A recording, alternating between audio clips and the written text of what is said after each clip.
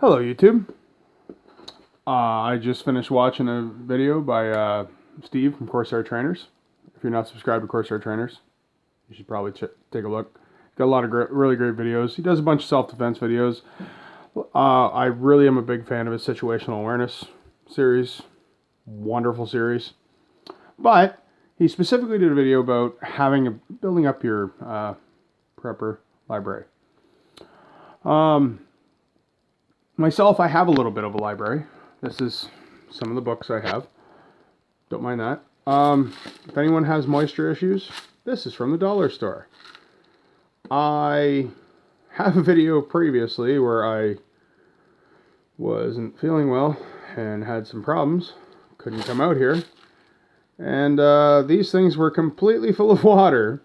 And I ended up having some issues out here due to that, but we'll just set that down here. I got a whole bunch of them in here now. Also, I turned it off for the video, but I have a dehumidifier running in this room. It's a very small room. I don't know, 6 by 10 or something like that. But my little office, I guess you'd call it. But I also have my library in here, and this isn't all my books. Some of them are random locations. Steve had made mention about having these survival books, which are great. Actually, I do own the less... Oh, there it is. Actually, come to think of it. It is a really good book, actually. I really enjoyed reading it. And the funnest thing is at the back of Les Stroud's book is he actually has pages labeled Fire Starter. Just rip them out and use them for Fire Starter. Because he's a big proponent of use what you got when you got it. I have a bunch of these survival books, and they're great. But I'm more of a homesteader. And these are some of the books that I really enjoy going through. But the one type of books that a lot of people don't think about is books like this. Complete how to do it yourself manuals. These the Firefox series. I have a used bookstore in my area, and they actually set aside the old style learning books for me because they know I'm going to come in and buy them all up. But you know, he does say, see, Ontario Wildlife.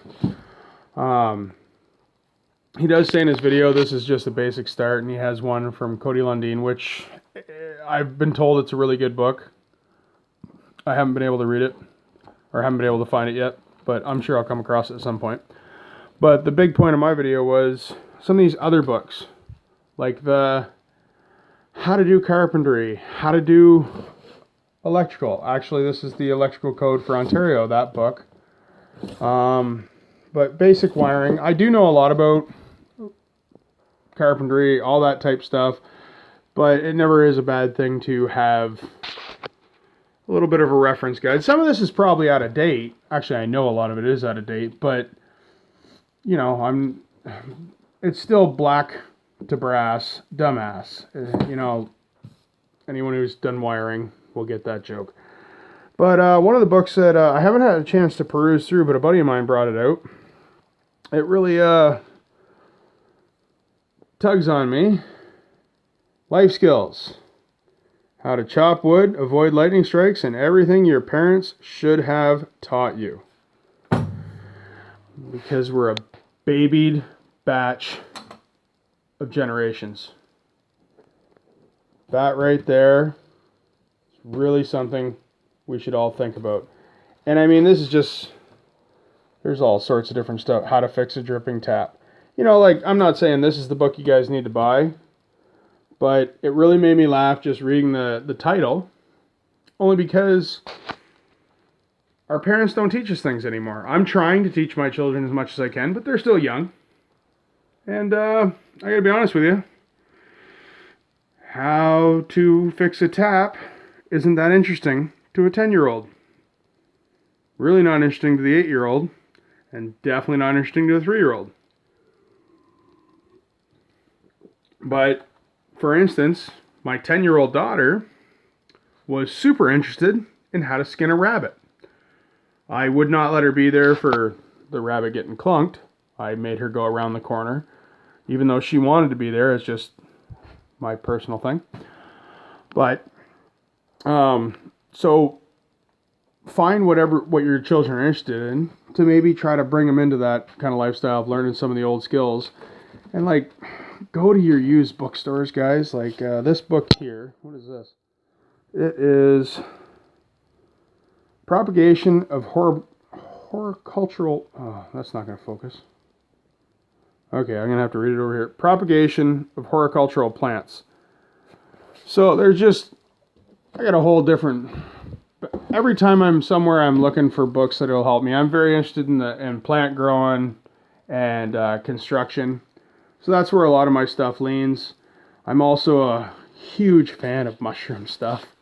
I love mushrooms. I do not have any faith in myself yet at all. I can positively identify 3 mushrooms out of the 150,000. So I need help. But you know, go to your used bookstores and really start building up your library. Like this book, if anyone finds this one, Back to Basics, it is actually a really good book. I've paged through that a bunch of times. And if you have any other suggestions, get them up there, because I will always be looking for books, and my used bookstore will actually specifically look for books for me.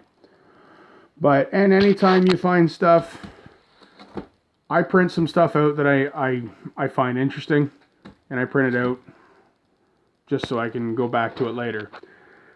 But Steve is right. You know, the survival manuals, they are great, but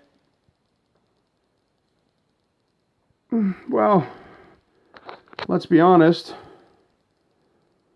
Knowing how to grow your own food, and, you know, build your own house and do all that sort of stuff, very important.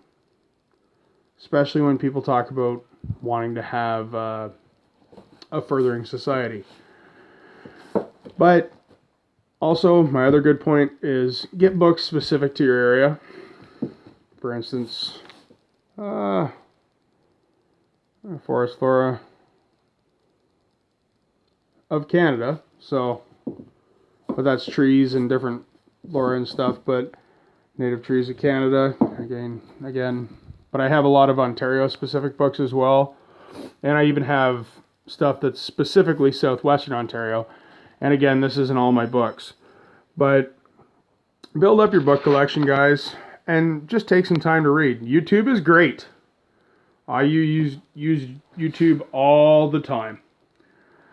I listen to different stuff all day at work. But get out there and get some books, because you'll be bored one day and you got to learn how to do this. Also, my other big suggestion, try to keep your books separated so you can find them. And if someone borrows your books, write it down. Because man, does it suck when you go looking for for instance, Animal Tracks of Ontario book, and you let someone borrow it. You didn't remember who owned it, and it took you 2 years to find that same book again. Hey, it's like a cartoon. Anyways, guys, thanks for watching. Steve, hope you keep growing in subscribers. Have a good night, YouTube. Bye.